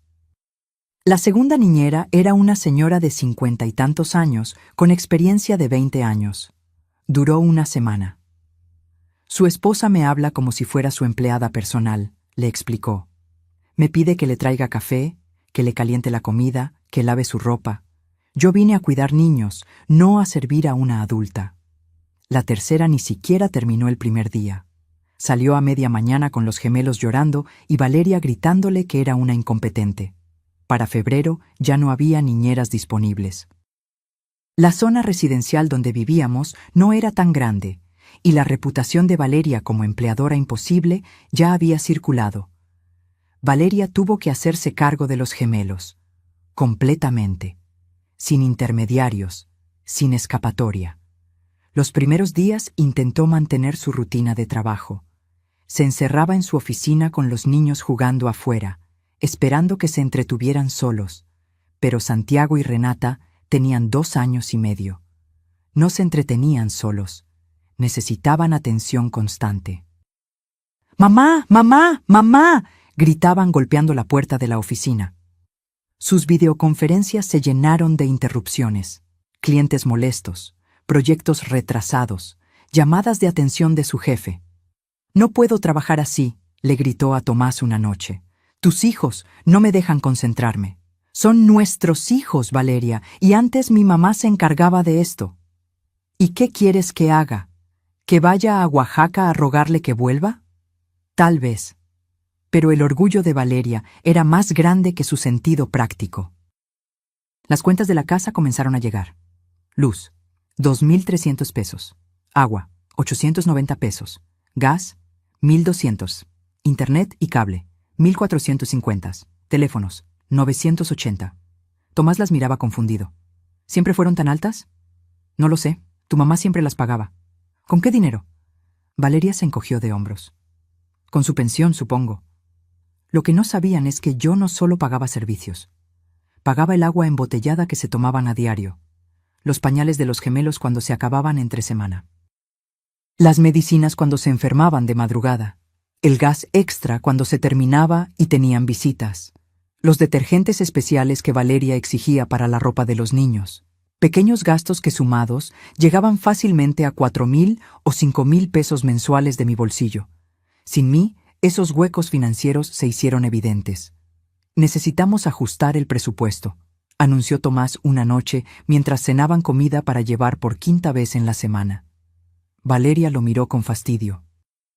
«¿Ajustar cómo? Ya no salimos, ya no hacemos nada. Esta casa se ha convertido en una cárcel».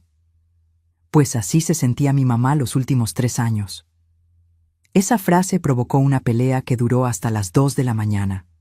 Los gemelos notaban la tensión. Santiago, que siempre había sido alegre, se volvió irritable. Hacía berrinches por cualquier cosa.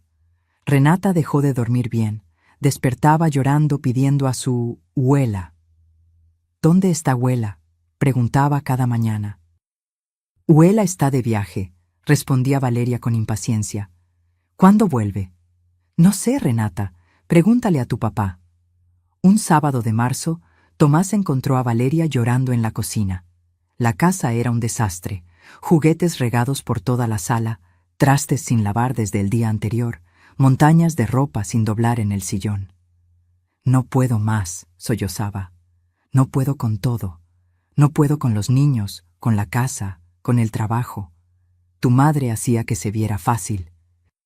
Porque le dábamos todo el trabajo a ella». «¿Y qué querías? ¿Que le pagáramos?» «Sí, Valeria, exactamente eso. Deberíamos haberle pagado. O mejor aún, deberíamos habernos mudado hace 3 años como dijimos que haríamos». Valeria se limpió las lágrimas con rabia. «¿Y ahora qué? ¿Me vas a echar la culpa de todo?» «No es culpa, Valeria, es realidad. Abusamos de mi mamá, los dos, y ella se cansó». Las peleas se hicieron rutina. Discutían por dinero, por quién cuidaba a los niños, por quién limpiaba, por quién cocinaba. Todo lo que yo hacía silenciosamente ahora era campo de batalla.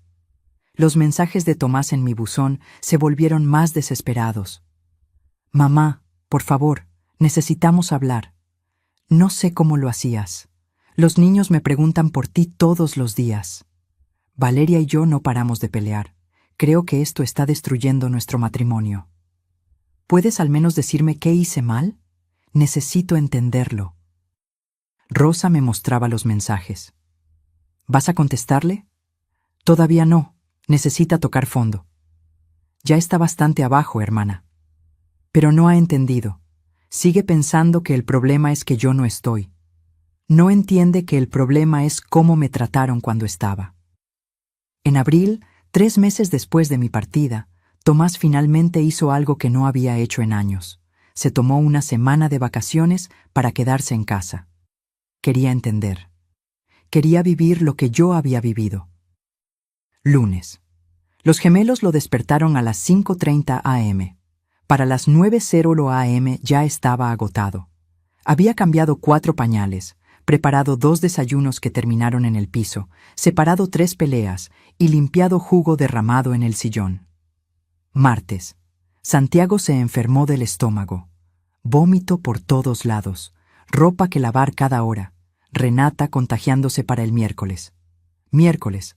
2 niños enfermos, llorando al mismo tiempo. Valeria encerrada en su oficina porque tenía una presentación importante. Tomás corriendo entre ambos, sin saber a quién atender primero. Jueves. Los niños mejor, pero la casa era zona de desastre. Montañas de ropa sucia, trastes que se habían acumulado, baños que necesitaban limpieza profunda. Viernes. Tomás intentó cocinar algo saludable para los niños. Quemó el arroz, Santiago escupió las verduras, Renata solo quería nuggets. Terminaron comiendo cereal para la cena. Sábado por la noche, Tomás se sentó en el piso de la sala con la espalda contra el sillón. Los gemelos finalmente dormidos, Valeria en la regadera, la casa en silencio, y lloró. Lloró porque entendió que yo había hecho eso todos los días durante 2 años completos, sin queja, sin descanso, sin agradecimiento. Entendió que no lo había dejado por capricho o berrinche, lo había dejado por supervivencia. El domingo por la mañana, sin avisarle a Valeria, compró un boleto de autobús a Oaxaca. Rosa me llamó. Viene en camino. Lo sé. ¿Estás lista? Más que nunca. Porque después de 3 meses de paz, de cerámica, de construirme de nuevo, finalmente estaba lista para enfrentar a mi hijo, pero no como la madre sumisa que había sido, como la mujer que había aprendido a valorarse. Cuando mi hijo finalmente me escuchó, Tomás llegó a Oaxaca un domingo por la tarde. Rosa me avisó desde la planta baja. Ofelia, está aquí. Me miré al espejo de mi cuarto. La mujer que me devolvió la mirada era diferente a la que había huido en Navidad. Tenía color en las mejillas. El cabello blanco brillaba limpio y bien cortado, gracias a Socorro, que me había llevado con su estilista. Mis ojos ya no cargaban esas ojeras profundas. Vestía un huipil sencillo que Rosa me había regalado y pantalones cómodos. Me veía como alguien que vivía, no como alguien que solo sobrevivía. Bajé las escaleras despacio. Tomás estaba en la sala, de pie junto a la mesa donde Rosa trabajaba sus textiles. Se veía terrible. Ojeras marcadas, ropa arrugada, barba de varios días. Había perdido peso. Cuando me vio, su rostro se descompuso. Mamá, Tomás. Nos quedamos mirándonos por un momento que pareció eterno. Rosa se levantó discretamente. Voy al mercado. Tómense su tiempo.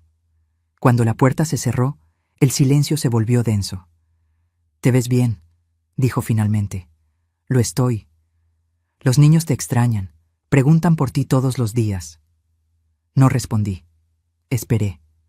Él se pasó las manos por el cabello con desesperación. Mamá, esto tiene que terminar. Necesitamos que vuelvas. No podemos seguir así. Ahí estaba. El discurso que había venido a dar. La súplica envuelta en necesidad. Lo escuché completo, esperando el momento correcto. Las niñeras no funcionan. Valeria y yo peleamos todo el tiempo. Los niños están descontrolados. La casa es un desastre. No sé cómo lo hacías tú, pero nosotros no podemos. Su voz se quebró. Por favor, mamá, vuelve a casa. Me senté en el sillón de Rosa, ese de tela de algodón con bordados zapotecos. Tomás se quedó de pie, esperando que yo cediera como siempre había cedido. ¿Extrañas a tu madre o extrañas a la niñera gratis? Se quedó paralizado. ¿Qué? Respóndeme, Tomás. Cuando piensas en que yo vuelva, ¿piensas en verme, en abrazarme, en preguntarme cómo estoy? ¿O piensas en quién va a cambiar los pañales de tus hijos? Mamá, eso no es justo. ¿No es justo? Hablemos de lo que no es justo. Me levanté, sintiendo una fuerza que no sabía que tenía. ¿Es justo que me hayan quitado mi recámara? ¿Es justo que terminara en el cuarto de servicio de mi propia casa? ¿Es justo que Valeria vendiera el piano de tu padre por 8,000 pesos cuando valía más de 150,000? ¿Qué? Fui a mi cuarto y bajé con la libreta donde había anotado todo. Se la extendí. Lee. Tomás abrió la libreta con manos temblorosas. Sus ojos recorrieron la lista que había hecho con tanto cuidado. Piano de Palisandro, vendido por 8,000, valor real, 150,000. Porcelanas de la abuela, vendidas por $2,500, valor incalculable. Reloj de oro de tu padre, desaparecido, valor 45,000. Mecedora de mimbre, vendida por $800, juego de té de plata, regalado a prima de Valeria, valor 12,000. Librero de caoba del abuelo, donado sin permiso, discos de vinilo, desaparecidos. La lista continuaba. 32 artículos. Un inventario completo de todo lo que había perdido en 3 años. Al final de la lista había escrito: total aproximado en pérdidas materiales, 287,300 pesos. Total en pérdidas sentimentales, invaluable. El rostro de Tomás palideció mientras leía. Mamá, yo no sabía. Valeria nunca me dijo. ¿Y tú nunca preguntaste? Cuando las porcelanas de tu abuela desaparecieron, ¿preguntaste a dónde fueron? Cuando el piano ya no estaba, ¿te importó? Cuando te dije que no encontraba el reloj de tu padre, ¿lo buscaste? Yo pensé que tú habías guardado esas cosas. Las guardé durante años, Tomás, con cuidado, con amor, porque eran nuestra historia familiar, y tu esposa las vendió como si fueran basura de tianguis. Se dejó caer en el sillón. Dios mío. Y eso es solo lo material. ¿Quieres que hablemos de lo demás? Me senté frente a él, mirándolo directamente a los ojos. 2 años cuidando a tus hijos desde las 6 de la mañana hasta las 10 de la noche. 7 días a la semana, sin un solo día libre, sin sueldo, sin ni siquiera un gracias constante. Tú dijiste que querías ayudar. Ayudar, Tomás, no ser explotada. Ayudar es unas horas al día, unas veces por semana. Lo que yo hice fue criar a tus hijos porque ni tú ni Valeria querían hacerlo. Eso no es cierto. Nosotros. ¿Ustedes qué? ¿Cuántas veces bañaste tú a los gemelos? ¿Cuántas noches te levantaste cuando lloraban? ¿Cuántas veces los llevaste al doctor? Dime, Tomás, dame un número. Silencio. Yo te lo digo, 0. La respuesta es 0, porque cada vez que tus hijos necesitaban algo, me lo entregaban a mí como si yo fuera su madre, y no su abuela. Trabajaba todo el día. Y yo no trabajaba, ¿verdad? Porque cuidar niños no es trabajo, limpiar no es trabajo, cocinar no es trabajo, lavar montañas de ropa no es trabajo. Mi voz subió de volumen. ¿Sabes cuánto cuesta una niñera de tiempo completo, Tomás? Entre 12,000 y 15,000 pesos al mes. Yo hice eso gratis durante 2 años, 24 meses. Esos son 300,000 pesos que me debían. Hizo cuentas mentalmente. Su rostro se descompuso aún más. Y aún así, continué, aún así podría haberlo sobrellevado si al menos me hubieran tratado con respeto. Pero me hicieron invisible en mi propia casa. ¿Recuerdas mi cumpleaños hace 4 meses? ¿Tu cumpleaños? Empezó, confundido. Valeria organizó una reunión familiar, en mi casa. Presentó a su madre como la invitada de honor. Yo serví toda la noche como si fuera la empleada. Y cuando pensé que nadie me escuchaba, oí a tu esposa decirle a su prima: «Pobre, ya no sirve para mucho, pero ayuda con los niños». Tomás cerró los ojos. «Mamá, ya no sirvo para mucho». Esas fueron sus palabras. Y tú nunca me defendiste, nunca me protegiste, nunca me viste. Las lágrimas comenzaron a rodar por las mejillas de mi hijo. Lo siento. Dios, mamá, lo siento tanto. ¿Qué es lo que sientes exactamente? ¿Que me fui? ¿O cómo me trataron? Todo. Siento todo. Se limpió la cara con las manos. Tienes razón. En todo. Fuimos egoístas. Yo fui egoísta. Dejé que Valeria tomara control de tu casa y no dije nada. Dejé que te quitaran tu espacio y pensé que estabas bien porque nunca te quejabas. Me quejé, Tomás, muchas veces. Pero me callabas. Me decías que no exagerara, que no hiciera drama, que entendiera. Lo sé. Y estuvo mal. Todo estuvo mal. Se arrodilló frente a mí, algo que no hacía desde que era niño. Mamá, perdóname. Por favor. Perdóname por no verte, por no escucharte, por dejarte sola en Navidad, por todo. Lo miré. Realmente lo miré. Vi a mi hijo adulto llorando como cuando era pequeño y se caía de la bicicleta. Vi al hombre que crié, que eduqué, que amé con cada fibra de mi ser. Pero también vi al hombre que había permitido que me destruyeran. Tu perdón lo acepto, Tomás, porque eres mi hijo y te amo. Pero eso no significa que las cosas volverán a ser como antes. ¿Qué quieres decir? Respiré profundo. Quiere decir que si quiero volver a ser parte de tu vida, será en mis términos. No en los de Valeria, no en los tuyos, en los míos. ¿Qué necesitas? Primero, necesito que entiendas que esa casa es mía, solo mía. Las escrituras están a mi nombre. Tu padre y yo la pagamos. Ustedes han vivido ahí 3 años sin pagar renta, sin pagar servicios completos, sin contribuir realmente. Asintió, esperando. Hablé con un abogado antes de irme. Esa casa se puede rentar en 25,000 pesos mensuales fácilmente. Así que ustedes tienen 2 opciones. Rentan la casa oficialmente por 22,000 pesos al mes con contrato legal, o se mudan y yo busco otros inquilinos. 22,000, calculaba mentalmente. Es un precio justo, Tomás, menos de lo que vale en el mercado, pero ya no vivirán gratis a mis costillas. Está bien, lo haremos, firmaré lo que sea necesario. Segundo, continué, yo me quedo en Oaxaca. Aquí tengo mi vida ahora, tengo mis clases de cerámica, tengo amigas, tengo paz. Su rostro se descompuso. ¿No vas a volver? Los visitaré una vez al mes, como abuela, no como niñera.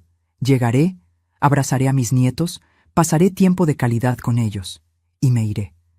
El resto del tiempo, ustedes se encargan de ser los padres que eligieron ser. Pero los niños te necesitan. Los niños necesitan a sus padres, y sus padres necesitan aprender a serlo. Tomás lloró en silencio. No era llanto de manipulación, era llanto de alguien que finalmente entendía la magnitud de lo que había perdido. ¿Hay algo más?, preguntó con voz ronca. Sí, una última cosa. Valeria y tú necesitan terapia de pareja, y probablemente terapia individual, porque lo que vi en esos 3 años no era un matrimonio saludable. Era una sociedad tóxica donde yo era el pegamento que mantenía todo unido. Asintió. Lo haremos. Y Tomás, mi voz se suavizó, si realmente quieres que volvamos a tener una relación, necesitas trabajar en ti. Necesitas aprender a poner límites, necesitas aprender a ver a las personas que amas antes de que desaparezcan. Lo haré, mamá, lo prometo. Lo abracé entonces, porque seguía siendo mi hijo, porque lo amaba, pero ya no desde la abnegación ciega que me había destruido. Lo amaba desde un lugar de respeto propio, y esa era la diferencia que cambiaba todo. ¿Cómo recuperé mi dignidad? 2 semanas después de la visita de Tomás, el licenciado Mendoza viajó a la Ciudad de México con los contratos listos. Rosa me llamó por videollamada para que pudiera presenciar la firma desde Oaxaca. Tomás y Valeria estaban sentados en la mesa del comedor de mi casa. Valeria tenía los brazos cruzados y una expresión que mezclaba furia con impotencia. Tomás se veía resignado, pero también aliviado, como si finalmente hubiera claridad después de meses de caos. «Señora Valeria, señor Tomás», comenzó el licenciado con tono profesional. «Este es un contrato de arrendamiento estándar. La propiedad, ubicada en calle Jacarandas, 342, Colonia San Ángel, se rentará por la cantidad de 22,000 pesos mensuales. El pago debe realizarse los primeros 5 días de cada mes, mediante transferencia bancaria a la cuenta que aparece en el anexo. Valeria lo interrumpió. Esto es ridículo. Es la casa de la familia. El licenciado no se inmutó. Es la propiedad de la señora Ofelia Reyes, según consta en las escrituras públicas. Ustedes han residido aquí como huéspedes los últimos 3 años. Este contrato formaliza su estancia y protege los derechos de ambas partes. ¿Y si no firmamos?, preguntó Valeria desafiante. Entonces la señora Ofelia iniciará un proceso legal de desalojo. Como propietaria, está en todo su derecho. El proceso toma aproximadamente 90 días. Durante ese tiempo, ustedes tendrían que buscar otra vivienda. Y Tomás puso su mano sobre la de Valeria. Vamos a firmar. ¿Perdón? Tiene razón, Valeria. Es su casa. Siempre lo fue. Hemos vivido aquí gratis demasiado tiempo. Esto es justo. Valeria lo fulminó con la mirada, pero Tomás ya había tomado la pluma. Firmó en cada página marcada, sus iniciales firmes y claras. Después de un largo silencio tenso, Valeria también firmó, aunque cada trazo parecía causarle dolor físico. «Excelente», dijo el licenciado guardando las copias. «Una copia para ustedes, una para la señora Ofelia y una para el archivo notarial. El primer pago vence el 5 de mayo. ¿Alguna pregunta?» «¿Y qué pasa con las reparaciones?», preguntó Tomás. «El calentador está fallando». Según el contrato, reparaciones menores son responsabilidad del inquilino. Reparaciones mayores, de la propietaria. Pueden enviar un reporte formal y se evaluará cada caso. Cuando el licenciado se fue, escuché a través del teléfono de Rosa cómo Valeria explotó. ¿Estás contento? Tu madre nos convirtió en inquilinos, en nuestra propia casa. Nunca fue nuestra casa, Valeria. Era de ella, y la tratamos tan mal que prefirió irse a vivir a otra ciudad que seguir aquí con nosotros. Eres un débil. Siempre lo has sido. Primero con tu madre, ahora con esto. Y tú eres una aprovechada que vendió las pertenencias de mi familia como si fueran chatarra. ¿150,000 pesos, Valeria?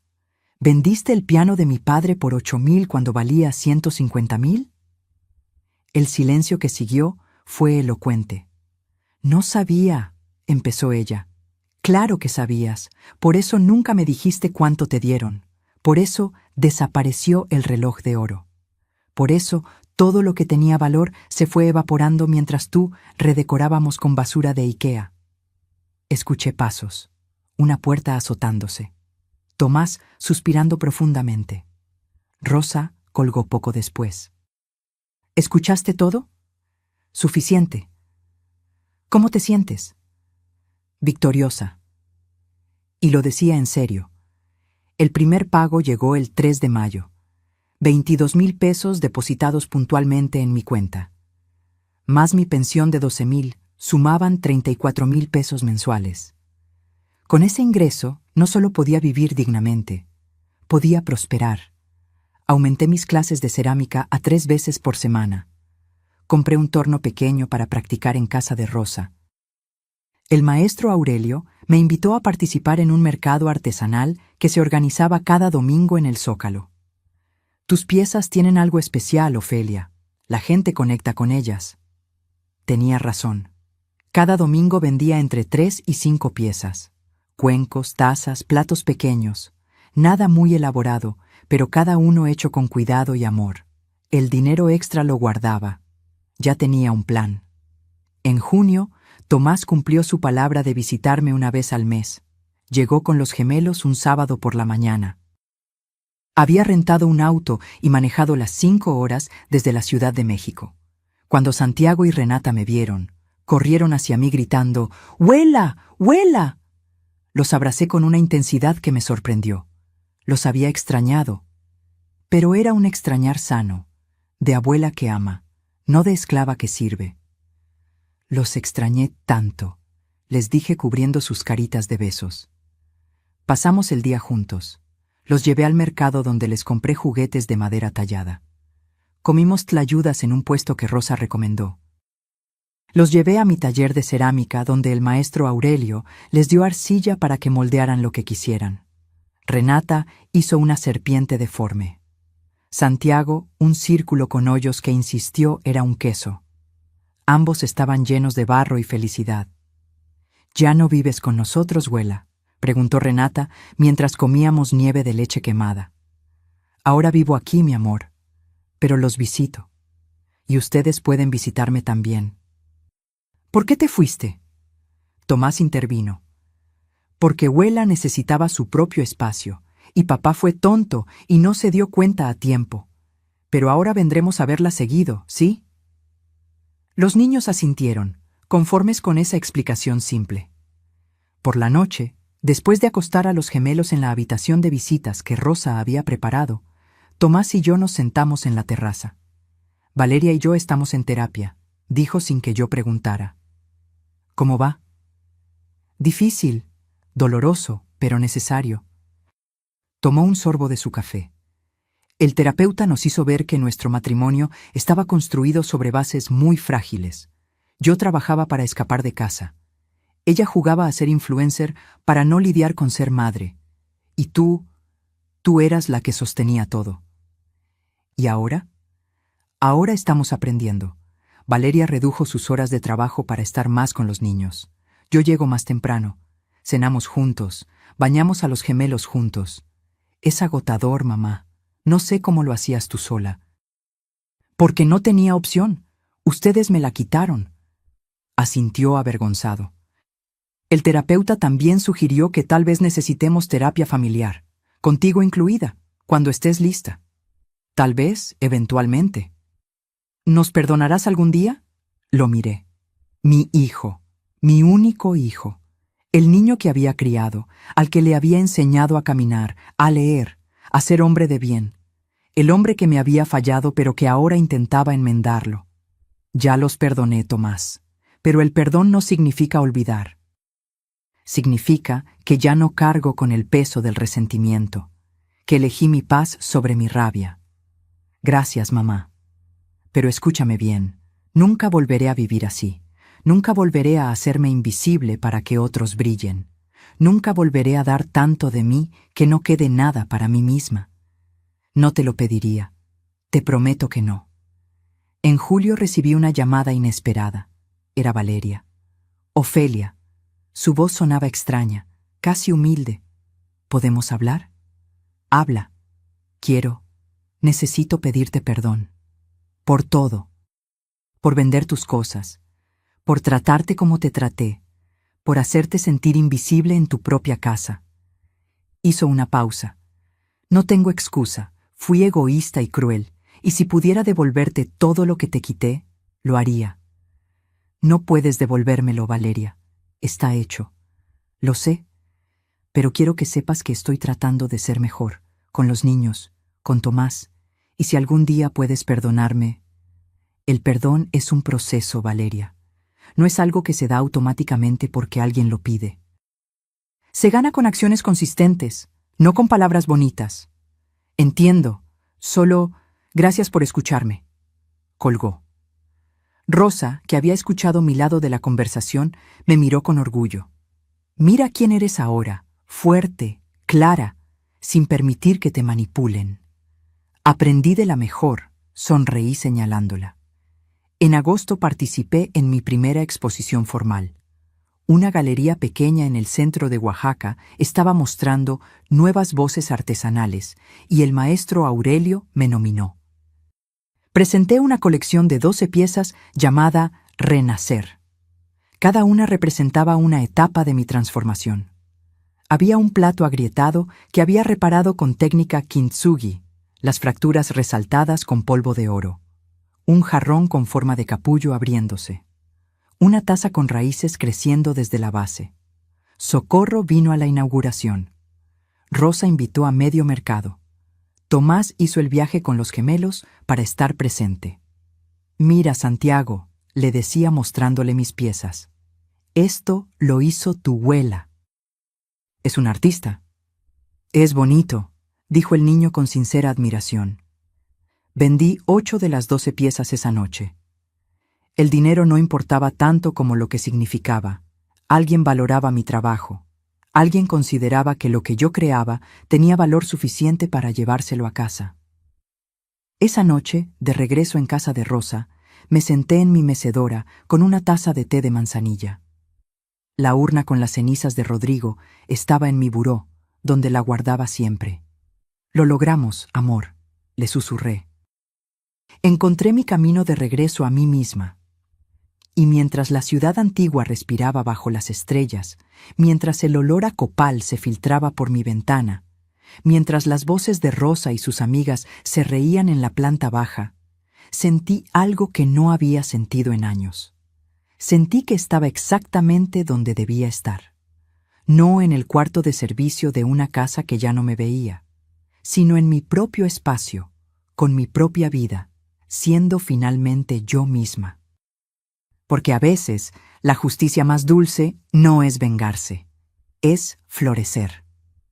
Reflexión final. Pasó un año completo desde aquella mañana de Navidad cuando desperté con un mensaje que cambió mi vida. Hoy tengo 69 años. Vivo en Oaxaca con mi hermana. Doy clases de cerámica 2 veces por semana a otras mujeres que, como yo, están redescubriéndose. Vendo mis piezas en el mercado artesanal. Visito a mis nietos una vez al mes y disfruto cada minuto con ellos porque ahora soy abuela, no madre sustituta. Tomás y Valeria siguen pagando la renta puntualmente. Siguen en terapia. Su matrimonio sobrevivió, aunque transformado. Los gemelos están aprendiendo que tener padres presentes es mejor que tener una abuela exhausta. ¿Me arrepiento de haberme ido? Ni un solo día, porque aprendí algo que toda mujer debería saber. Amarte a ti misma no es egoísmo. Es el acto más revolucionario que puedes hacer. Cuando dejas de prenderte fuego para mantener a otros calientes, descubres que tu propia luz es suficiente. Y esa luz, la que brilla desde el respeto propio, la dignidad recuperada y el valor de elegirte, es la que finalmente ilumina el camino de regreso a casa, a tu verdadero hogar, a ti misma. Si esta historia tocó tu corazón, déjame en los comentarios de dónde nos estás viendo. ¿Te ha pasado algo similar? ¿Conoces a alguien que necesite escuchar esto? Dale like, suscríbete para más historias de vida real y recuerda, nunca es tarde para elegirte, porque la verdadera riqueza no está en lo que posees, sino en lo que no permites que te quiten, y lo más valioso que tienes eres tú.